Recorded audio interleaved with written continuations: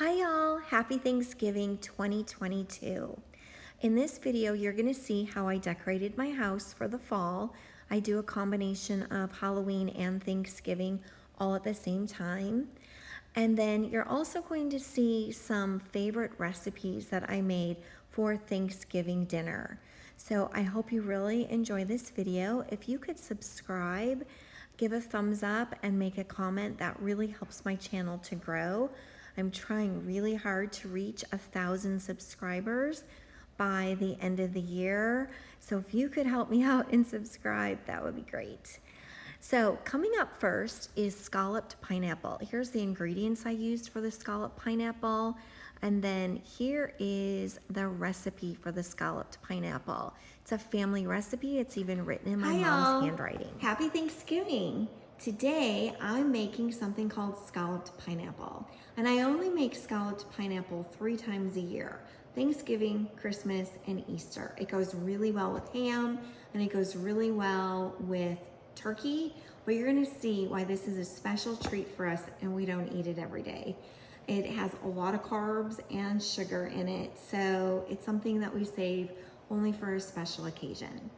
So the first thing I do is I have to break up breadcrumbs, and the bread does not have to be stale bread, which is something that I really like. You don't have to let it toast in your oven or anything like that. So I usually just take a couple pieces of bread at a time. It can be whole wheat, it can be white, whatever you prefer. I believe the original recipe called for white bread, but I always throw whole wheat in as well to try to make it a tiny bit healthier. So all I do is take a couple pieces, break it up into little chunks. Now today I'm making a double batch. So we always make a double batch when we make this. It's very popular. Everyone loves it. Even though we're only having 6 people at our Thanksgiving dinner this year, we always like to have leftovers of it. And it's something that seriously everybody cannot wait for and looks forward to. So the recipe calls for 1 quart of soft white bread cubes, but honestly, I don't really measure. I took out, I'll have a picture for you of the ingredients, but I had this bread from a couple weeks ago that I threw in the freezer knowing I was gonna make this, and we didn't eat the bread that weekend with sandwiches, etc. So I just threw it in the freezer, took it out of the freezer, and it was ready to go. So I had about 1 3/4 loaves of bread. 3/4 was the whole wheat. That's gonna make it a little denser. And then 1 almost full loaf was the white bread, okay? So again, I'm just breaking this up really fast. Then the next ingredient, it calls for our 3 eggs. So since I'm doubling it, I'm putting in 6 eggs. So here's my 6 eggs. I'm gonna go ahead and dump those in, okay? And then the next ingredient it calls for is a large can of crushed pineapple. So my daughter picked up the groceries for us at H-E-B, and you know how that is, where you order online, they do their substitutions, whatever. So instead of crushed pineapple, they gave me slices of pineapple. So all I did is take 2 cans, remember doubling it, 1 batch is 1 can, took my 2 cans and threw it in my food processor and blended it up really quick. So it's gonna have like a little bit different texture than probably a normal can of crushed pineapple, but it all gets mixed up and it'll work just fine. Okay, then I'm also going to have, it calls for a 1/2 cup of milk. So since I'm doubling, here's a full cup of milk. And I didn't finish this. Look, I forgot to do this one little bit. Then it calls for 3/4 cup of melted butter. So 3/4 cup double is 1 1/2 cups, which means 3 sticks of melted butter. So here's my melted butter. Now the original recipe calls for 2 cups of sugar. I always cut my sugar in half. I think it's too sweet with 2 cups per batch. So I'm using 2 cups for a double batch. So 2 cups of sugar. That's a lot of sugar. You can see why we only eat it 3 times a year. And then all you do is mix it up. Super easy. So it tastes kind of like, imagine stuffing with a cross of a pineapple souffle slash bread pudding. So that's what it tastes like. And then I'm going to be putting it in a 9 by 13 pan, and we're gonna bake it at 350 for only 45 minutes, and it's done. Super quick, super easy, and a very huge crowd pleaser. I will probably make this dish for, I have a Christmas party for my quilt guild, and it's a potluck, so everyone brings a food. So I will probably make this and bring it as a side dish because it's something that I don't think they've seen a lot of around in Texas. So it'll be something different that everybody can give it a try and see how they like it. So when I'm mixing for this particular dish, I like to have a wooden spoon because you have to really give it a good mix. You don't want your ingredients to not be mixed up. I did not beat my eggs before dumping them in. So I want to get those egg yolks broken. I want to get it all combined and mixed really, really well. Okay, so that should be pretty good. Now, I already sprayed my 9 by 13 pan. It calls for 1 batch to go in a 9 by 13 pan. I put both batches in the 9 by 13 pan. It just makes it thicker, and you might have to cook a little bit longer. So when it says cook for 45 minutes, I'd maybe allow an hour just in case. Put it in the oven an hour before you're ready to eat, just in case. It won't burn, it'll just get a little toasty around the edges, which my family really likes the toasty parts. So, and look, you can see, I'll spread it out. It fits very nicely in a 9 by 13 pan without a problem, a double batch.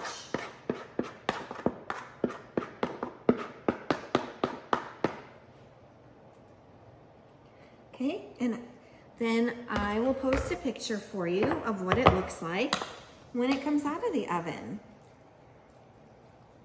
But here it is, pre-oven. So it doesn't need to go in the oven for like another hour, but I have some other dishes that I need to work on making next. So I'm just gonna pop this in the refrigerator with the lid on it until it's ready to go. And there you have it, easy peasy, wonderful side dish for Thanksgiving dinner. Next up is potato casserole, another favorite of our families. We make this at each of the holidays. Enjoy. No. Hi, now we're on to recipe number 2. So the second dish that I'll be making for Thanksgiving is called potato casserole. It's a cheesy potato casserole, and it's really nice and easy. You get to use hash browns for it. So I bought the O'Brien style hash brown, so it has peppers and onion in it. The recipe calls for 2 pounds of hash browns. This is about 4 ounces short of 2 pounds. I'm not gonna worry about that. It'll just make it a little creamier because it'll have a little bit less potatoes in it. So we'll consider this 1 batch. Again, I'm making 2 batches. It's another very favorite recipe for my family. So 2 bags of the hash browns. I did leave the hash browns sitting out on the counter just for maybe half an hour to get them a little bit thawed so they're not so stuck together. The next ingredient that I'm gonna put in is a pint of sour cream. So I'm adding 2 pints of sour cream.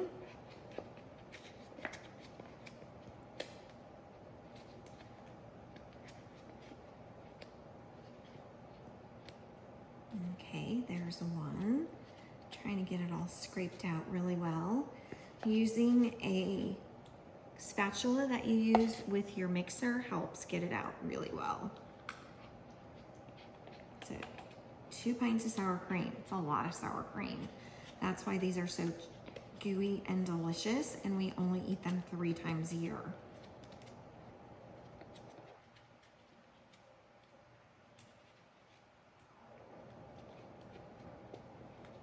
Okay. Now, the next thing it calls for is 1/4 pound of melted butter. So 1/4 pound of melted butter will be 1 stick of butter. I need 2 sticks of butter. So I'll be right back as soon as I finish melting the butter. Okay, I'm back with the melted butter. So I didn't melt it completely. You can see there's a little bit of chunkiness in it.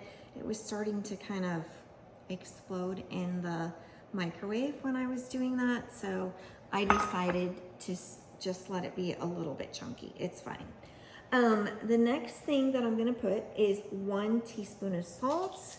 And again, I'm doubling it, so I need to put 2 teaspoons of salt.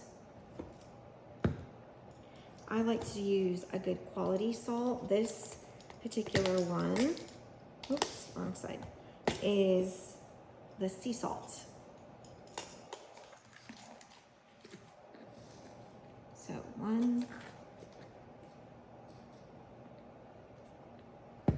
2 teaspoons of salt.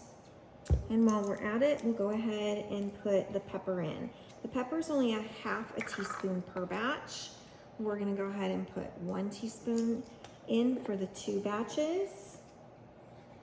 And the next thing is 1 can of cream of chicken soup. Now, HEB gave me 2 different types of cream of chicken soup. I think one must be like low sodium or something. So here's the condensed cream of chicken soup.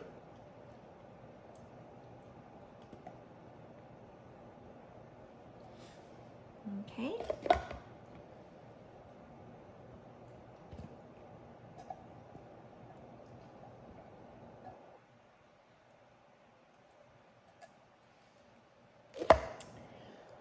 Okay, and then it's 1 medium onion. So for the onion, I have this really cool chopper that I wanted to show you. My friend Lisa introduced it to me when I was at a crafting retreat. So this is what it looks like. I ordered it off Amazon, and I'll put a picture in the video so you can see. It has this little grate, and here's this little plasticky part. It has this little grate that has the cutter on it. And all you do, it's so nice. You just put it down and bang it. So if you have any kind of frustrations, you're ticked off about anything, just bang away. So there you have it. Easy peasy, chopped up onions. So I did go ahead and chop up 1 full onion, and I did some of that prior to showing you how this thing works. This little contraption here, all you do is you push it through the grate, and it helps get all of your, whatever you're chopping out, the onion or whatever. I'm going to be using this again later for my stuffing. And then this comes off, all these pieces come apart, throw it in the dishwasher, and it's ready for the next time. So here I am, getting all of my onion out. It even has a nice little measuring increment on the side, so when you hold it up, you can tell if it's a cup, 2 cups, however much you need, so you don't even have to dirty a measuring cup besides. So again, this was just off Amazon. It wasn't very expensive. When you get it, you might think it feels a little flimsy. Believe me, I've used it a ton, and it has worked wonderfully.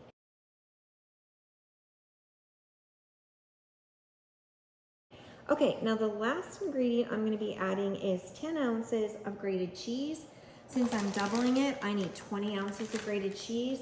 This whole bag is 32 ounces. So that means I'm going to be using about 2/3 of this bag. So I'm not measuring, I'm just going to kind of guess.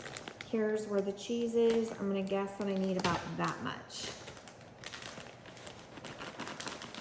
So it's a lot of cheese, a lot of soup, sour cream, onions, and potatoes all mixed together to make an amazing potato dish. So the next thing I need to do is take a really good spoon. This is a lot to mix up. I'll probably even engage the help of my husband to help me mix it up here.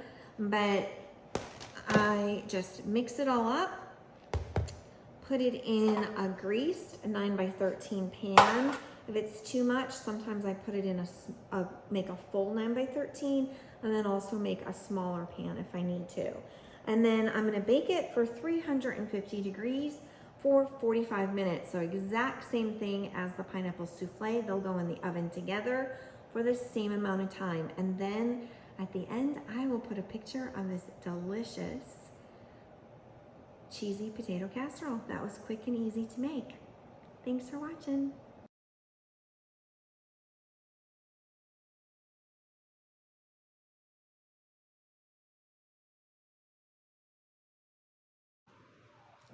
Okay, so the last step is you need to put crushed up Ritz crackers on top of the potato casserole.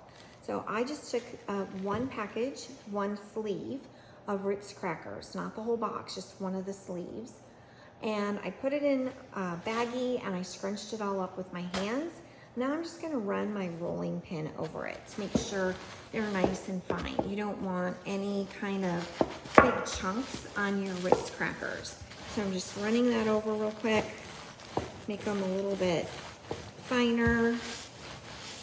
Okay, and then I'm going to put my Ritz crackers on top and I'm just sprinkling. You can see a double batch made a really full 9x13 pan.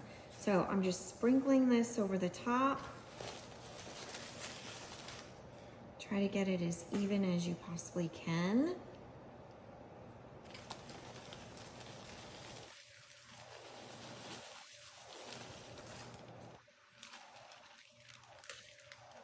Ritz crackers, it just says to use any type of crackers, but the Ritz crackers, the butteriness of them always makes this so good.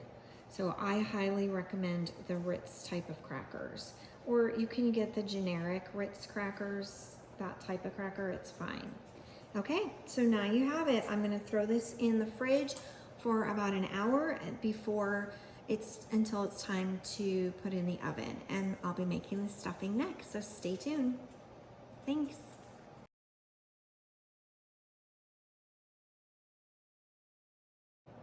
Okay, so here's another easy way to chop quickly. So this is for chopping my celery. The celery didn't work very well in that other chopper. I think it's too fibrous, so I couldn't get it to chop. Although I've seen my friend who taught me about that chopper use it and was very successful. Okay, so all I did is chopped it into like that size pieces. I put my nice little Pampered Chef chopper over the top. And chop away. Works really well if you're aggravated about something, which I'm not. It's Thanksgiving and I'm very grateful and thankful for things right now.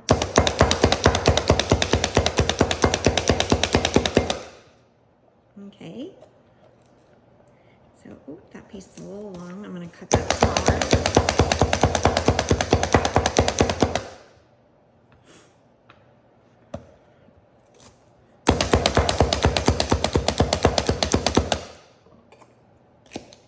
And then all I do is I kind of go back over it and chop anything that I think needs a little bit more, I chop it again. So this particular chopper, it actually has a base. So you don't even have to use a cutting board. I like to have the cutting board because I feel like I can move around a lot more. And then you take this off and this will go right in the dishwasher. And you take this off and it goes right in the dishwasher as well. I'm just gonna scrape out some of those celery pieces and voila.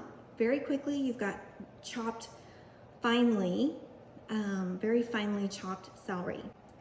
All right, so now we're working on our stuffing. So I already put the butter in the pan and melted it. So the stuffing calls for 1 cup of butter. Of course, I'm doubling it. So it's 2 cups of butter, which 2 cups of butter is a whole pound of butter. That's a lot of butter, but it will cook down and it needs to moisten our bread.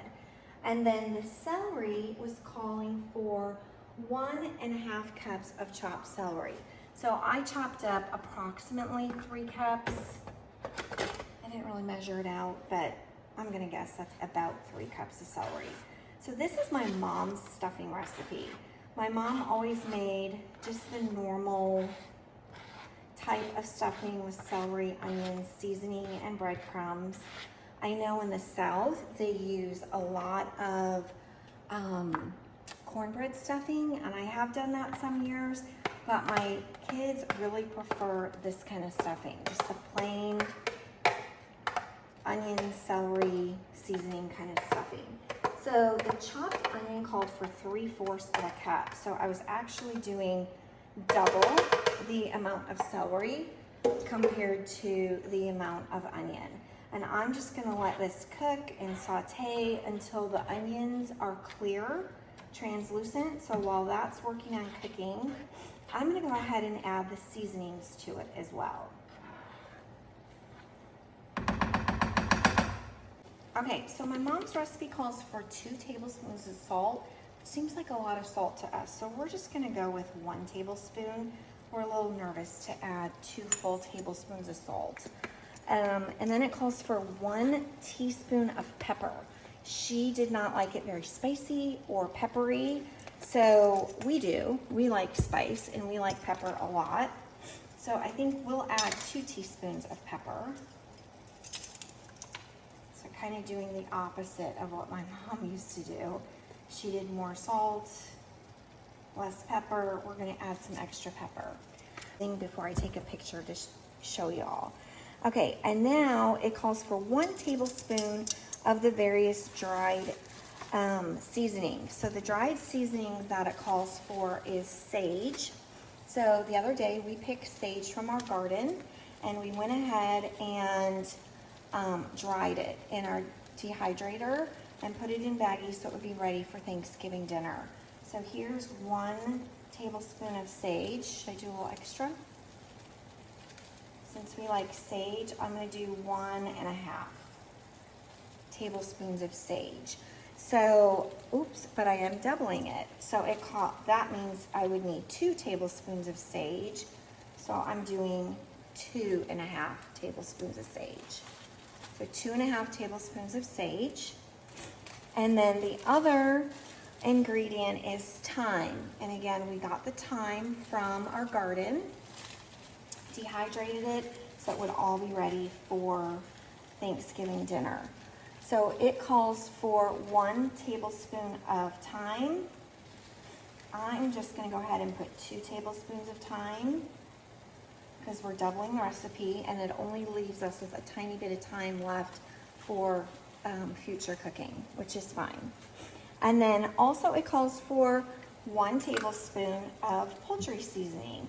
And we're doing a double, so I'm gonna put 2 tablespoons of poultry seasoning. That's 1.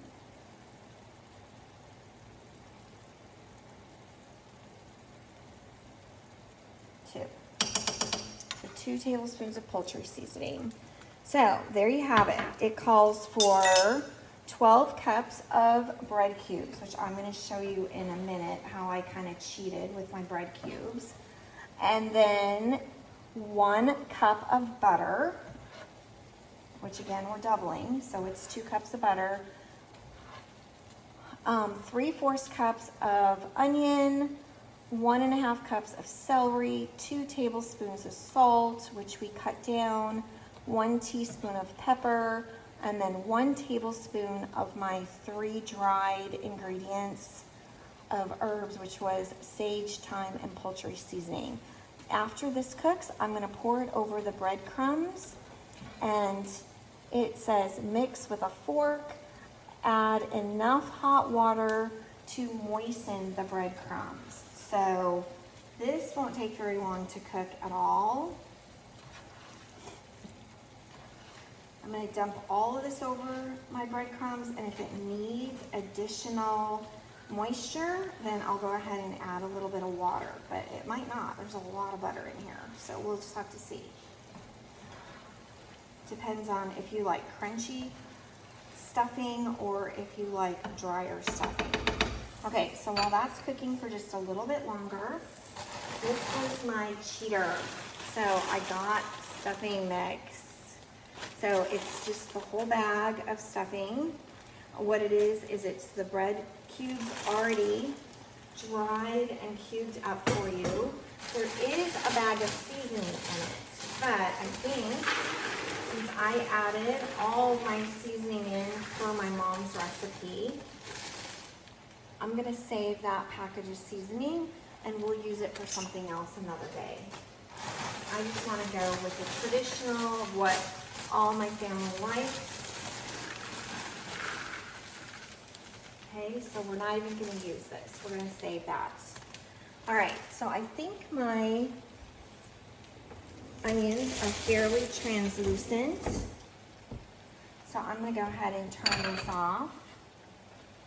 Give it another good stir. Translucent.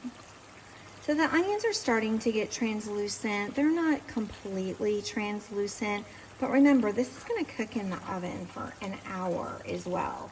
So all this stuff will cook longer. So I'm not too worried about it not cooking. Okay, so I'm just gonna go ahead and pour this over the top of my stuffing.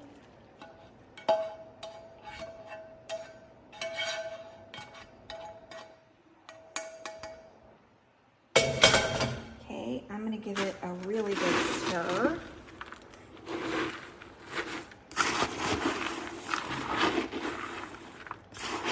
So I'm stirring it with the spatula just to get the onion and celery and butter all mixed in.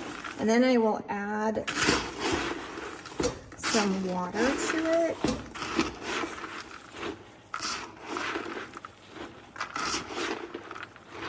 So that I can make it moisture. I know my mom's recipe said to do it with a fork, but I can do that after I get it mixed really well. I can already feel some of the pieces starting to get a little bit soggy and a little bit wet. So I don't think it's gonna need a ton of water. I think it's just gonna need a little.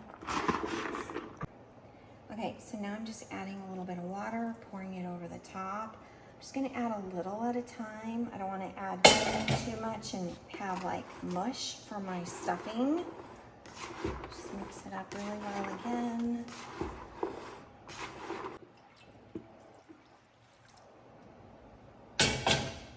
Okay, that should hopefully do it.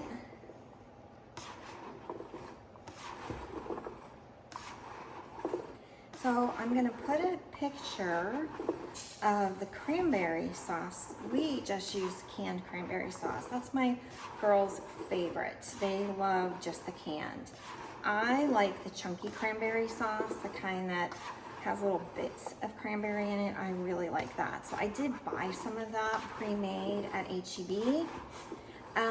We also, my oldest daughter is making the green bean casserole. And, okay, just a little bit more water, still a little more. She does not like to be on YouTube videos at all. So I will link the traditional green bean casserole recipe. I'll have a picture of that for you as well. But you can see over here, she's got all the ingredients sitting out. She'll be over in just a little bit. That's her dish.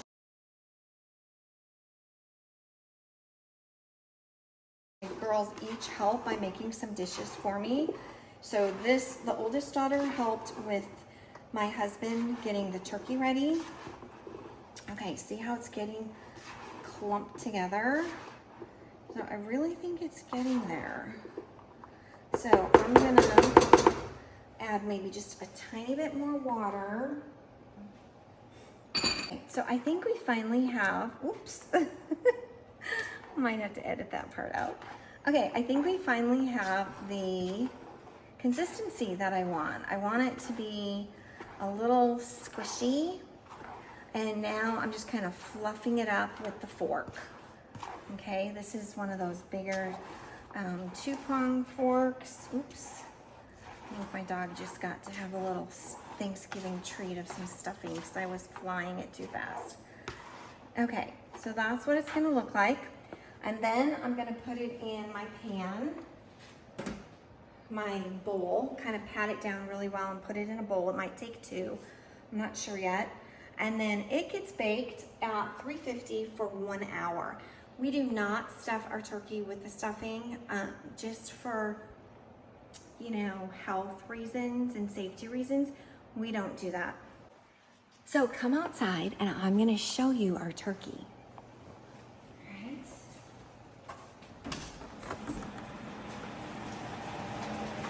So it's a rainy, cruddy day here in Texas. We haven't had rain all summer, and then we get lots of rain. You can see the horses are standing out in the rain. Here goes the puppy to play with the horses. He loves them.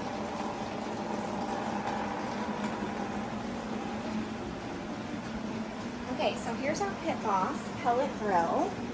And you can see we have the temperature at 230. Right now, the ham and turkey, one is at 130 and one's at 125. What's our temperature we need it up to? 160. So we need it up to 160. So we have these probes in there. Will tell us exactly when everything's ready. So the ham is getting a double smoke. So it's already been smoked and cooked and thoroughly cooked. But we put a glaze on it that came with the ham. And then here is our beautiful turkey. So the turkey and the ham we bought at Costco. The turkey was only 99 cents a pound. It's a 15-pound turkey. The ham, I believe, was 2 something a pound, and it's a 10-pound ham. So what we did for the turkey is we brined it in salt for 1 whole day. We put it in water and salt in the refrigerator for an entire day. And then we stuffed the cavity with some different herbs, some apples, lemons, and onions. And then we put we also put a rub all over the turkey of seasonings, and we injected it. And we used an injector kit, and it was Tony Chichiro's injection seasoning, and injected it as well. So we are so excited to try this turkey. It will have been on the smoker for 6 hours when we finally get around to eating it this evening. So I'll let you know how it is, and I'll show you a picture of it when we carve into it. So that's our ham. My husband was in charge of both of those with the help of my oldest daughter. Okay, so the oldest daughter was in charge of helping with the meat and the green bean casserole. The youngest daughter, she was baking the rolls, sweet potatoes, and our famous strawberry pretzel jello salad. I'll put a picture of both of those and the recipes for those at the end of the video. But in our family, the girls always help and make a couple of the dishes so that it's not so much work on me. So I'll show you a picture later of our Thanksgiving spread and our Thanksgiving table. But happy Thanksgiving, everyone. Thanks for watching.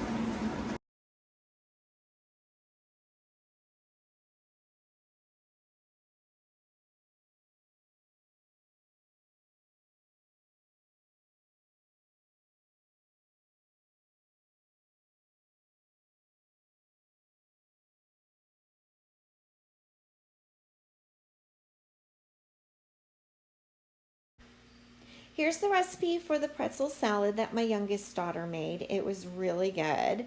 And this is the type of cranberry sauce that my kids all love.